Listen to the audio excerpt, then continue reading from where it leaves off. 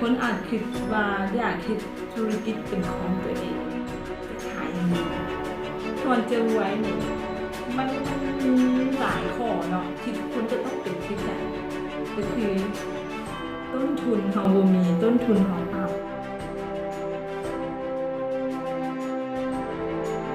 ก็เลยเอามันมาหยอกไว้ในถาดพิซซ่าเมื่อมันไปติดกับผงพิซซ่าเนาะผงชีสรู้สึกแล้วมีรสชาติแบบบ่คือไผ่เนาะแซ่บ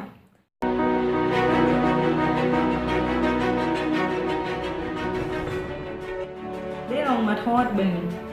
มันรสชาติดีเนาะมันแปลกดีเนาะที่แม่เจ้าเอาชีสมาใส่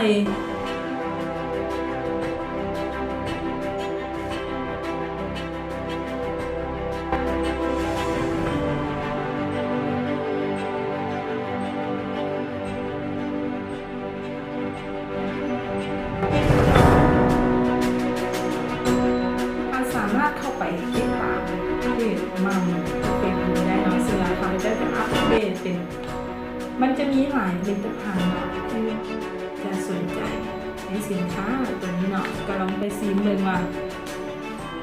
มันเป็นคือข้าพเจ้ามานั่งโฆษณาบอหรือว่าโอ้สวนเสือมันแซ่บอีหลีบ่มันแซ่บแท้บ่แต่ว่าคอนเฟิร์มได้เนาะว่ากินกระตับหรือตับมันกุ้ยสุดยอดเลยฉะนั้นขายในความหมักก็คิดว่ามันน่าจะมาถึงทางเนาะก็เชื่อว่าหลายๆคนอาจจะมาคือกันนะ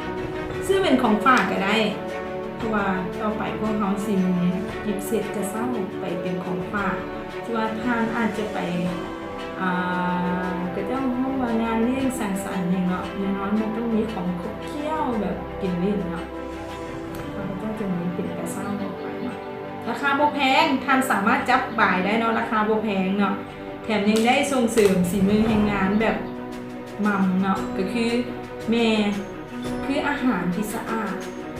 อาหารที่ปลอดภัยจากแม่ส่งถึงลูกเนาะเพราะว่าข้าพเจ้าเห็นมันเป็นคอนเซ็ปต์เลยเพราะว่าทุกครั้งที่ข้าพเจ้ากินอาหารของแม่จะเชื่อในความสะอาด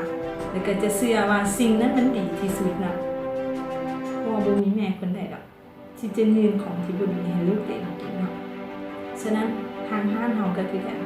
ลูกค้าก็เหมือนลูกคนหนึ่งของแม่จะได้หักไปสิ่งดีช่วยอุดหนุนกันเด้อกับมันทอดมันมี2รสซีดธรรมดาและรสเผ็ดลองซื้อไปซีมเลยเด้อสำหรับนี่สิได้ขอจบคลิปเพียงเท่านี้ก่อนนะเพราะว่ารู้สึกว่า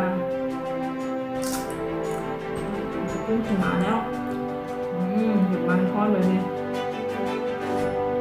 ฉะนั้นคลิปหน้าเดี๋ยวเรา